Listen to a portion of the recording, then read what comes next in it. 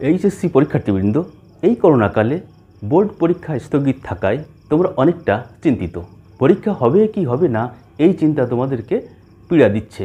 তবে তোমাদের প্রত্যেকেরই উচিত হবে পরীক্ষার জন্য প্রস্তুত থাকা এবং করোনা অবসর কাজে লাগিয়ে নিজেদের নতুনভাবে তৈরি করা।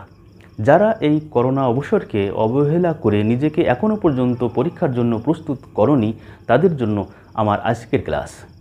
ইতিহাস প্রথম পত্রের গত 5 বছরের বোর্ড পরীক্ষার জ্ঞানমূলক প্রশ্নগুলো সংগ্রহ করে তার সমাধান তোমাদের জন্য উপস্থাপন করব এবং নতুন প্রশ্ন হবার মতো কিছু ক্ষেত্র তোমাদের জানিয়ে দেব, যাতে জ্ঞানমূলক প্রশ্নগুলোর উত্তর দিতে কোনো সমস্যা না হয়। শিক্ষার্থীবৃন্দ, এমসিকিউ ও সিকিউ মিলিয়ে 22 থেকে 25টি জ্ঞানমূলক প্রশ্ন তোমাদের হয়ে থাকে, তাই এই ক্লাসটি তোমাদের জন্য গুরুত্বপূর্ণ। তাহলে আমরা শুরু করি এবং স্ক্রিনে চোখ রাখি।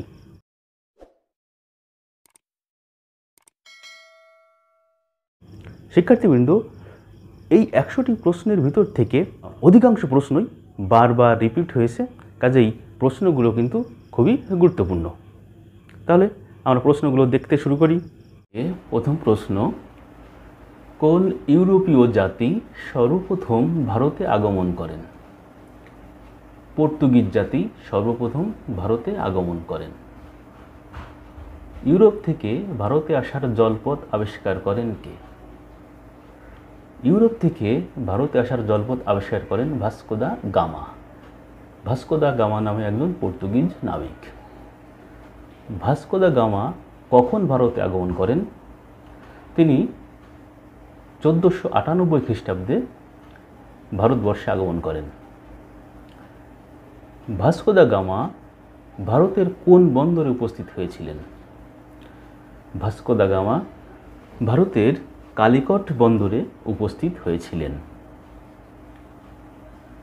ভারতে পর্তুগিজ সাম্রাজ্যের ভিত স্থাপন করেন কে? ভারতে পর্তুগিজ সাম্রাজ্যের ভিত স্থাপন করেন আলবুকার্ক নামে একজন পর্তুগিজ নাবিক। দিনেমাররা কোন কোম্পানি গঠন করে ভারতে বাণিজ্য শুরু করে?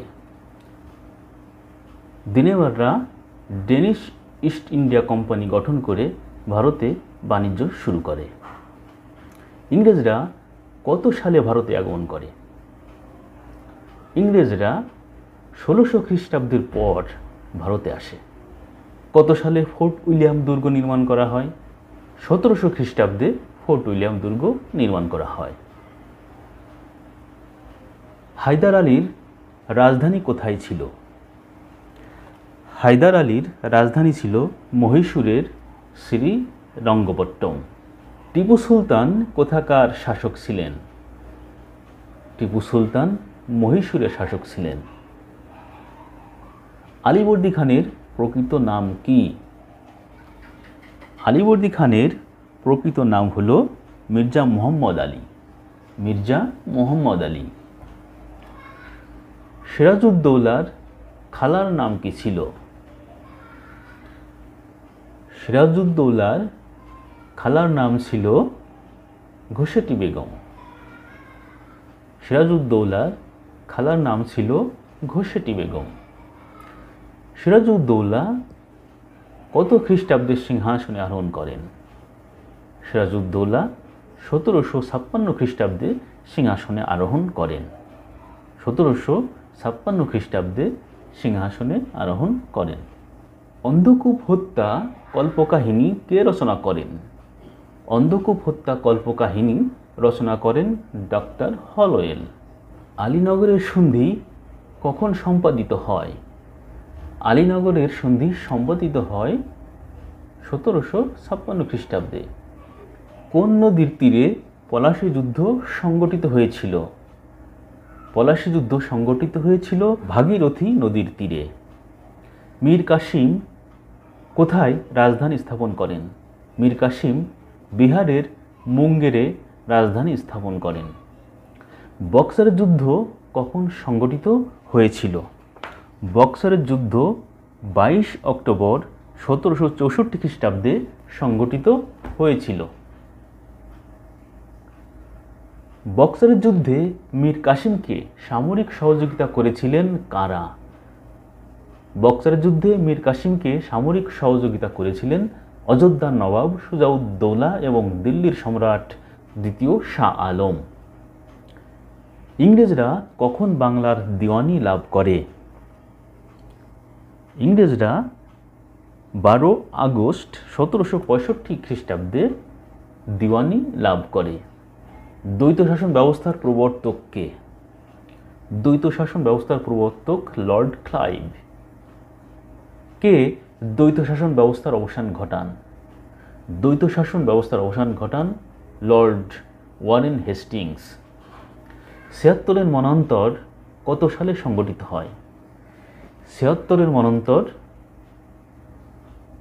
১৭৭০ খ্রিস্টাব্দে এবং বাংলা ১৩৭৬ খ্রিস্টাব্দে সংগঠিত হয়। কোন অঞ্চল নিয়ে বাংলা প্রেসিডেন্সি গঠিত হয়? বাংলা, বিহার, উড়িষ্যা এই অঞ্চল নিয়ে বাংলা প্রেসিডেন্সি গঠিত হয়েছিল। বাংলার প্রথম গভর্নর জেনারেল কে ছিলেন? বাংলার প্রথম গভর্নর জেনারেল ছিলেন লর্ড ওয়ারেন হেস্টিংস। কোন গভর্নর জেনারেল শাসন বিভাগ থেকে বিচার বিভাগ পৃথক করেন? শাসন বিভাগ থেকে বিচার বিভাগ পৃথক করেন লর্ড ওয়ারেন হেস্টিংস। কোন গভর্নর জেনারেল ইমপিচমেন্টের সম্মুখীন হয়েছিলেন? এই প্রশ্নটির উত্তরও লর্ড ওয়ারেন হেস্টিংস। কত সালে ফকির সন্ন্যাসী বিদ্রোহ শুরু হয়? ফকির সন্ন্যাসী বিদ্রোহ শুরু হয় ১৭৬০ খ্রিস্টাব্দে। হাজী শরিয়তুল্লাহ কে ছিলেন? হাজী শরিয়তুল্লাহ ছিলেন ফরাইজি আন্দোলনের প্রতিষ্ঠাতা। ব্রিটিশ ভারতকে দারুল হার্ব ঘোষণা করেন কে? ব্রিটিশ ভারতকে দারুল হার্ব ঘোষণা করেন হাজী শরিয়তুল্লাহ। তিতুমীরের জন্ম কত সালে? তিতুমীরের জন্ম ১৭৮২ খ্রিস্টাব্দে। ১৭৮২ খ্রিস্টাব্দে।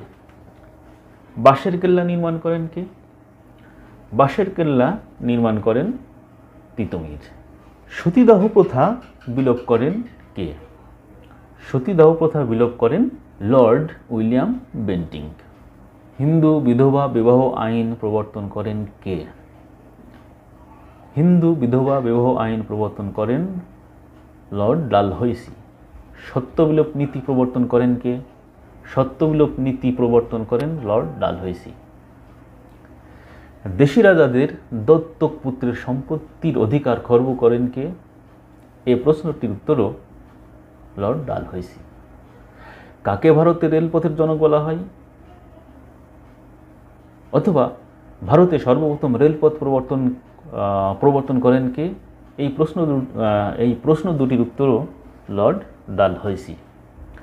ভারতে কখন সিপাহী বিদ্রোহ সংগঠিত হয়েছিল? ১৮৫৭ খ্রিস্টাব্দে ভারতে সিপাহী বিদ্রোহ সংগঠিত হয়েছিল। কখন ভারতে কোম্পানি শাসনের অবসান হয়? ১৮৫৮ খ্রিস্টাব্দে ভারতে কোম্পানি শাসনের অবসান হয়। রানী ভিক্টোরিয়া কখন আনুষ্ঠানিকভাবে কোম্পানি শাসনের অবসান ঘোষণা করেন? ১৮৫৮ খ্রিস্টাব্দে রানী ভিক্টোরিয়া কোম্পানি শাসনের অবসান ঘোষণা করেন। ইংল্যান্ডের রানী ভিক্টোরিয়াকে কাইজারি হিন্দ খেতাব প্রদান করেন কে? ইংল্যান্ডের রানী ভিক্টোরিয়াকে কাইজারি হিন্দ খেতাব প্রদান করেন লর্ড লিটন। আজকের আলোচনা এখানে শেষ করছি। অবশিষ্ট প্রশ্ন ও সমাধান আগামী ক্লাসে থাকবে। দেখা হবে আগামী ক্লাসে। ধন্যবাদ।